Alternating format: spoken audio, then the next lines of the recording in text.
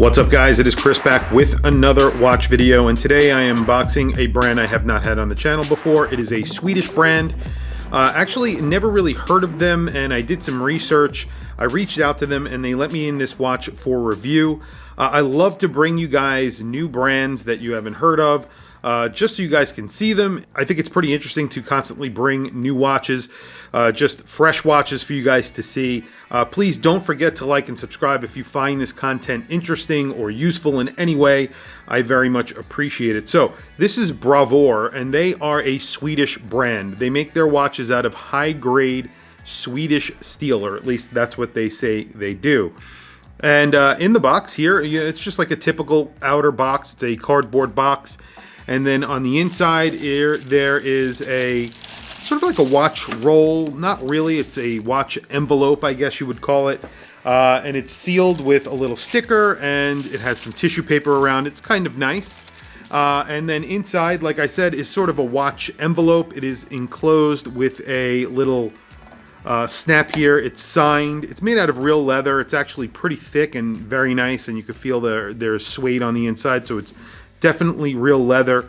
2 pockets, and again, it's signed on the inside. This is called the Geographic. So what comes in the little packaging here is a cloth for polishing, and then you have the warranty information. I guess right here is a user manual, and warranty information is a separate piece of paper that actually came in the box. I don't have it here. But pretty nice information, pretty nice packaging.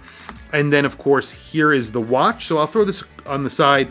Obviously, I like these sort of little pouches. I think they're extremely useful when you get them with a watch. And especially when they're nice like this, I think it's a very useful little item that you get with a watch, and it's useful for travel, obviously. So here is the watch. You can see it's actually a very good-looking watch. It's called the Geography, as I think I mentioned.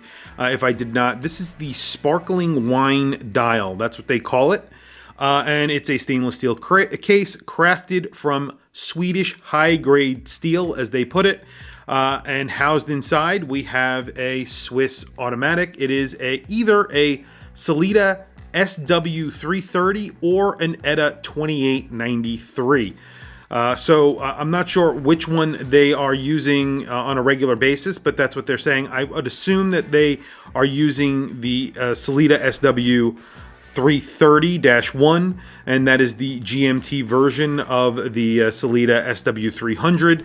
So it's a slightly higher grade than your average SW200. It's a thinner movement. And a slightly nicer movement than the SW200. You do get the benefits from that is obviously it's a slimmer watch as well. A good looking watch, I have to say. It's sort of like a 2-piece case construction, so you can see there's a line going down the middle of the case. There are polished edges, there are brushed edges, and there is bead blasting. You have a domed box sapphire crystal, and the dial itself is sort of in 2 different layers. There is the outer layer, which is a sort of a ring around the entire dial, which has all of the actual applied indices. And then you have the inner layer, which has a 24-hour track. The outer track is a 12-hour track. And then I think that's where the champagne sort of, or sparkling wine color comes from. And then there's blue numerals. The 24-hour track is in blue numerals, and you have a date at 6 o'clock. Very beautiful dial and very nicely executed. Very simple, but very nicely executed. You do have a sign crown. It's engraved very deeply. Push-pull. It is not a screw-down crown. Obviously, this is a GMT. It's not really meant for diving. It's 39 millimeters, 44.5 millimeters lug-to-lug, and only 10.5 millimeters thick. As I mentioned, sapphire crystal. The dial itself is actually curved, and I will try and get that on the macro as well. And it goes really well with that box sapphire crystal. So you can see the movement from the back. It is a screwed in back, as you can see here. It's screwed in with about 6 screws, I think, and it has a little bit of a coined area here. I guess that's for actually gripping or removing the case back during service. Quick release, and then you have a buckle here, which is a deployant buckle or a folding butterfly buckle. This is sort of a generic buckle. It is signed. However, this is a buckle that I have seen on many a watch before. I don't think this is probably made in Sweden. This is more or less a generic buckle that is from China.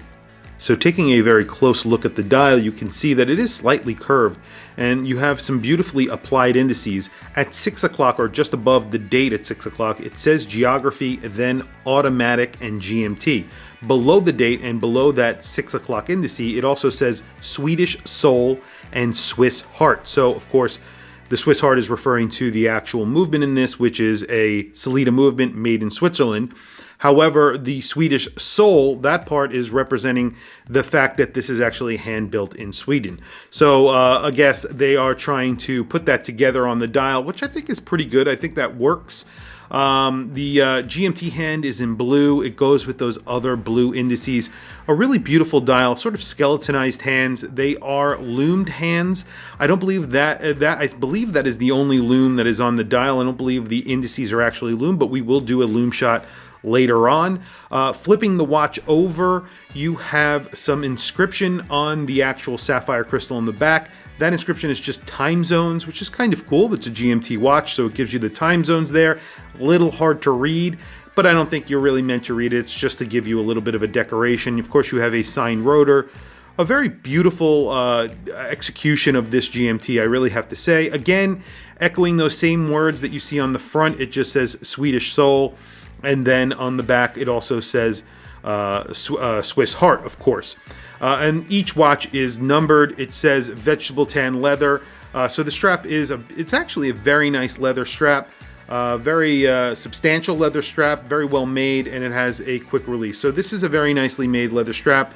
I think the only thing that really lets this watch down is this clasp. It's sort of a generic Chinese-made clasp. I don't think this is made in Sweden or Switzerland, but it says Swedish Soul and Swiss Heart again on the clasp. But I really don't think this is made in Sweden. I think this is Chinese made. If I am wrong, please correct me, but I think that's the case. Other than that, I think this is a really nicely executed watch. There is one other problem with the watch, and that I would say is the price. This comes in at $1,450. That is very, very expensive for a watch. Even if it is made in Sweden, that's pretty damn expensive. There are a lot of watches out there that use Sellita movements that are significantly less expensive. The packaging is really nice, and the watch itself is beautiful and very nicely executed, and the finishing is excellent, but still that price is very high. When you're getting into that $1,500 range, you can go to Longines or other major brands and get a GMT that is from a more regularly bought brand that has a little bit more standing behind it, a little bit more history. This is a new brand or a newish brand. They do offer 2 years warranty. However, still, this is it's a new brand that you don't know if it will be around forever, like a Longines, like a Hamilton, like a Tissot. And you can get those brands with a similar movement in them for a lot less money in a lot of cases. And especially if you want to get one on the gray market, and these aren't really available on the gray market because there's probably not many of them out there. Again, if you're looking for something very exclusive, something that isn't really seen very often, obviously, this is something that might appeal to you. And it is a very appealing watch, I will have to say. And I've been wearing it off and on here and there, and it does wear very comfortably. A 39mm watch, 10.5mm thickness. It's a very nice watch, but like I said, it is on the expensive side. So definitely keep that in mind. I'm going to throw it on my wrist so you could see. I have a 7.5-inch wrist, but before I do, today I am wearing the Perdiceus. This is a very cool watch. It's an A11. They call it the A11. It is an A11 remake or a homage to the A11. Very cool watch, NH35. Thin watch, actually, surprisingly thin for an NH35 movement. Really, really robust movement, obviously, but a very robust, very cool watch inspired by World War II, the 42 millimeter, and a very affordable $195 watch. So there is the geography on my wrist. It's a really good looking watch. It fits really nicely. 39 millimeters. It fits amazing. It's very comfortable, fits very close to the wrist. 50 meters water resistant, so really not bad. I mean, it's sort of a dress GMT. I really like this watch. The only thing, like I said, sort of lets it down is this clasp. If they did a little bit something different, maybe even a butterfly clasp, even if it's still sourced from China, it would be a little bit nicer. The strap is excellent on here. You have a bunch of different color choices. I honestly think this is the nicest watch that the brand makes, and it is a very good looking watch. I was very impressed. Would I buy it? Probably not, just based off of the price. If this was cheaper, I could definitely see buying it. The handset is beautiful on this watch. Like I said, I'm going to be doing close-ups of it. The handsets, the applied indices are absolutely gorgeous. The skeletonized hands are really beautiful. The GMT hand is elegant, and so are those applied indices. Sort of an Art Deco looking dial. It just hits every nail on the head for styling. It's just beautiful. But like I said, very expensive. I'll do a quick loom shot and then we'll wrap up the video. But first impressions on this watch have been very good, and I've been wearing it over and over again, on and off over the past few weeks. And I do have to send it back. So I figured I'd put down a really quick full review on it, and here it is. I really like it. I definitely recommend it if you are looking for something that is out of the ordinary. However, it is very expensive with shipping and all that. This is not a cheap watch. But quick loom shot, and then we'll wrap up the video.